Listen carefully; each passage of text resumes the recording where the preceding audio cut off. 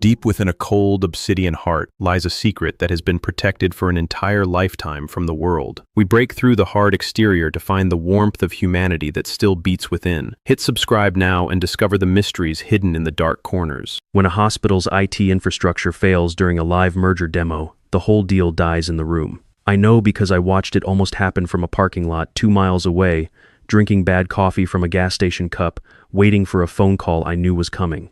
My name is Webb.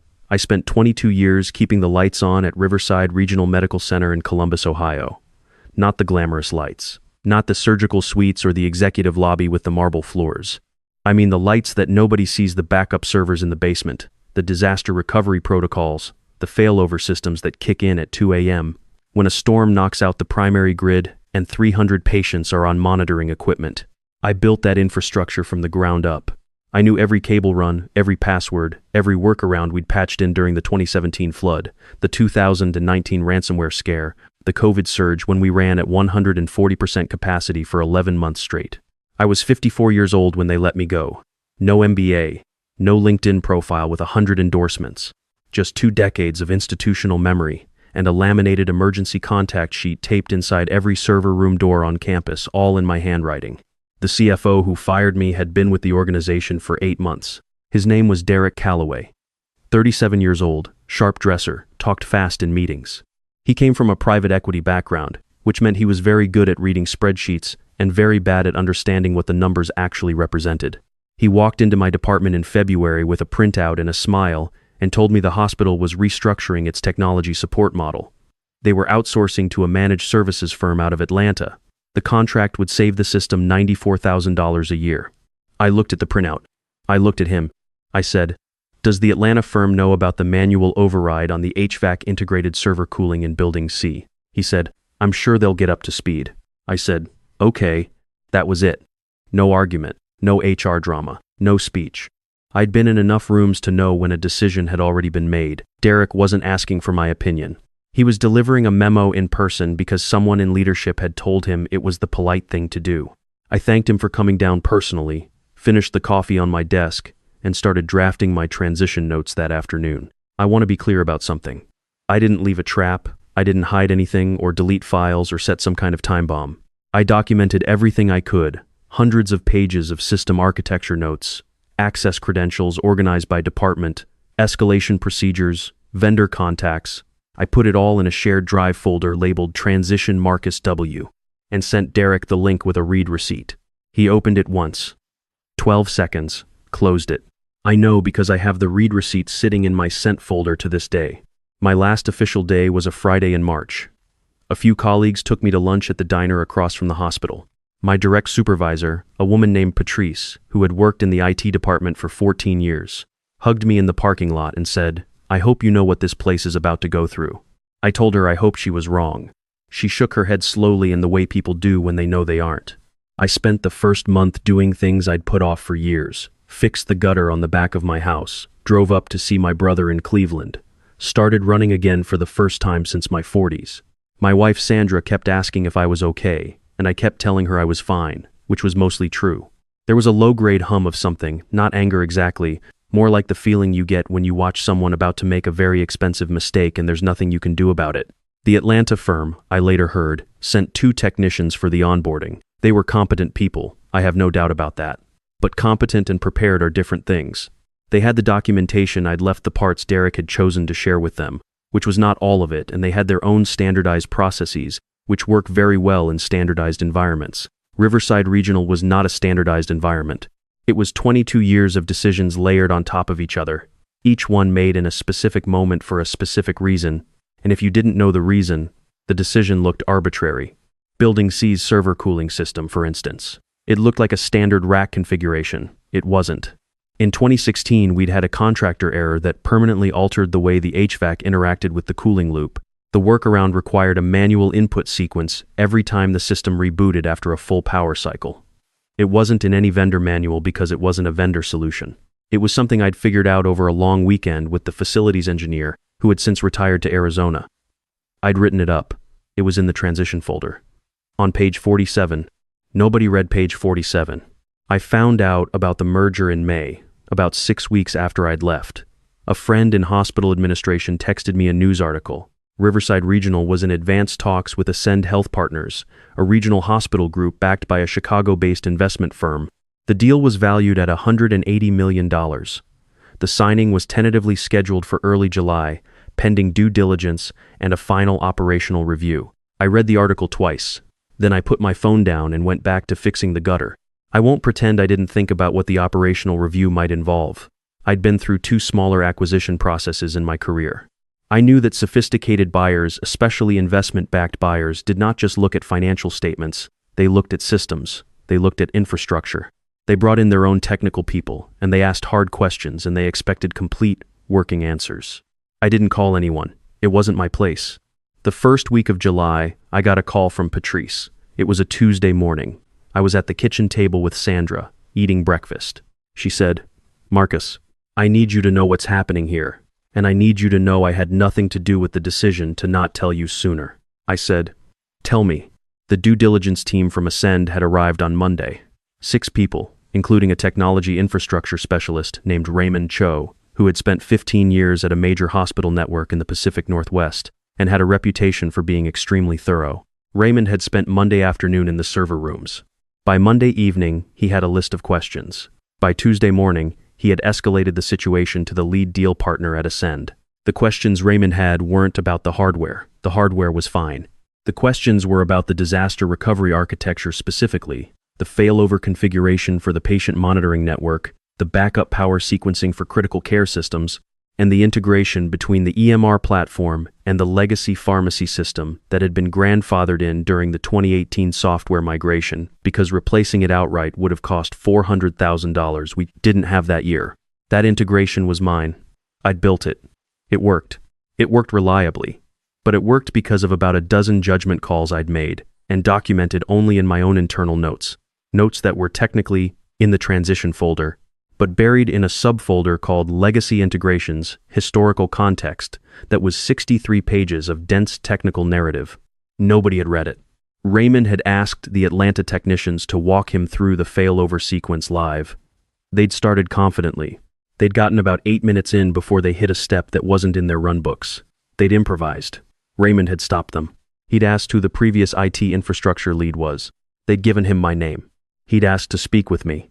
Derek Calloway had explained that I was no longer with the organization. Raymond Cho had asked for my contact information. Derek had said he wasn't sure that was appropriate. Raymond had excused himself from the room and called the lead deal partner at Ascend. The lead deal partner had called the CEO of Riverside Regional at 9 p.m. that evening. The CEO had called Derek Calloway, and Derek Calloway had, apparently, spent about 20 minutes explaining why reaching out to me was unnecessary before the CEO cut him off. Patrice told me all of this on the phone while I sat at my kitchen table with my eggs going cold. She said, "They want to call you. Officially. Derek he's been told to reach out." I said, "Has he?" She was quiet for a moment. Then she said, "Marcus, this deal is in serious trouble." Raymond Cho told the lead partner he cannot recommend proceeding until the infrastructure questions are resolved to his satisfaction. Ascend has a hard deadline. If it doesn't close by July 15th, their financing window expires and the whole thing falls apart. I looked at Sandra across the table. She'd stopped eating and was watching me. I said, "When does Derek call me?" Patrice said, "He's calling at 10. It was 9:47. Derek called at 10:03. I let it ring 4 times before I answered. He was professional, I'll give him that. He didn't grovel, but he'd clearly been coached, because the usual sharpness in his voice was gone, replaced by something carefully measured. He explained the situation. He said the organization would appreciate my assistance on a consulting basis. He said they wanted to make sure the due diligence process could move forward smoothly. I said, "Derek, I'm glad to help. I want to be straightforward with you about how this would work." He said, "Of course." I said, "I'm available as an independent consultant. My current rate is $450 an hour, with a minimum engagement of 2 days. I'll need a signed consulting agreement before I set foot on campus. I'd also want direct access to Raymond Cho and his team, no intermediaries." There was a pause. I counted 3 seconds. He said, "That seems we can work with that." I said, "Good. Send the agreement today. I can be there Thursday morning." I want to be honest about what I felt when I hung up the phone. It wasn't triumph. It wasn't even satisfaction exactly. It was something quieter, like watching a equation balance out. Like the moment after you've been carrying something heavy for a long time and you set it down not because anyone made you, but because you arrived at the right place. Sandra looked at me from across the table. She said, $4.50 an hour? I said, Raymond Cho needs real answers by July 15th. That's 9 days. She smiled. She said, $4.50 an hour. The consulting agreement arrived that afternoon. I reviewed it, made 2 small changes around liability language which any sensible person would have made and signed it. Thursday morning I drove to the hospital, parked in the visitor lot, walked in through the front entrance for the first time since my last day. Patrice met me at the lobby. She looked tired but she was smiling. She said, Raymond is already in Building C. I said, of course he is. Raymond Cho was exactly what I expected from someone who'd spent 15 years making sure hospital infrastructure didn't fail when people's lives depended on it. Methodical, precise, no small talk until the work was done. We shook hands in the server room and he handed me his list of questions without preamble. I looked at it. 14 items. I knew the answer to every one of them. We spent Thursday working through the failover architecture. I walked him through the logic behind every non-standard configuration, not just the what but the why, the specific incident or constraint that had produced each decision. Raymond took notes. Real notes, not the performative kind. By Thursday afternoon, he'd crossed off 11 of his 14 items. Friday morning, we tackled the EMR pharmacy integration. I pulled up the documentation I'd written in 2018. Fortunately, I had a personal copy and walked Raymond through the architecture. He asked good questions. I gave him direct answers. By noon, we were done. At 2 p.m. Friday, Raymond sat across from me in a conference room and said, I have to ask you something directly. I said, go ahead. He said, this infrastructure is actually solid. Better than solid, it's well designed for a regional facility of this size. The documentation exists. Why wasn't any of this accessible to the team that came in after you?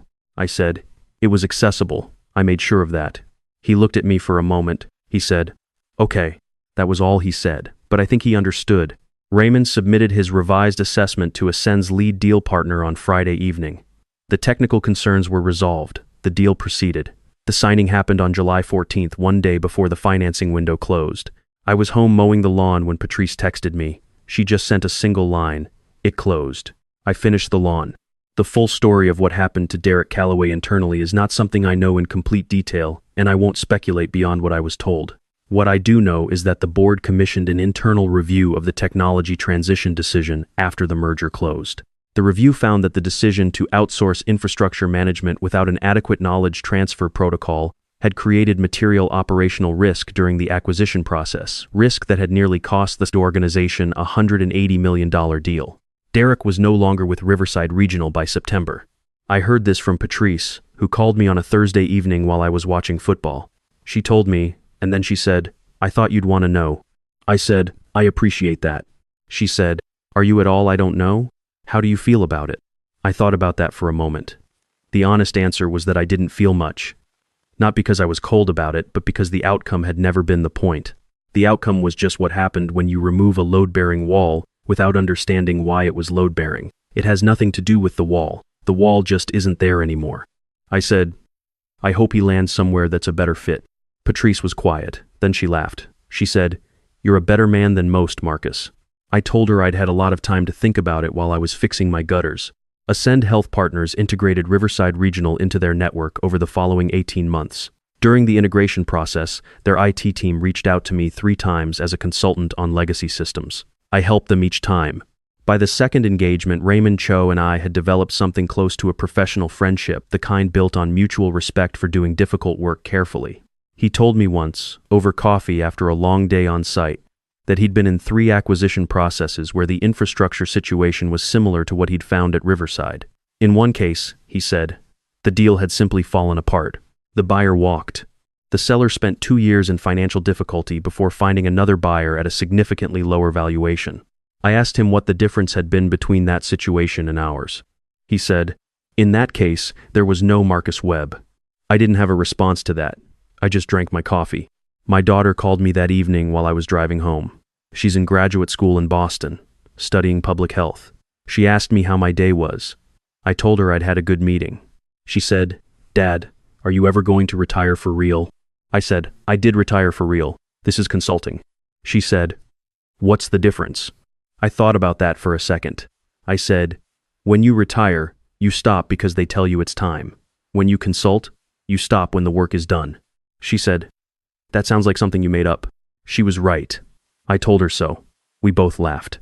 The gas station is gone now, the one near the hospital, where I used to stop for coffee on early mornings before a long shift. They put up a pharmacy. Progress, I suppose. But I still drive that route sometimes when I'm heading to a client. Old habit. I know every turn without thinking about it.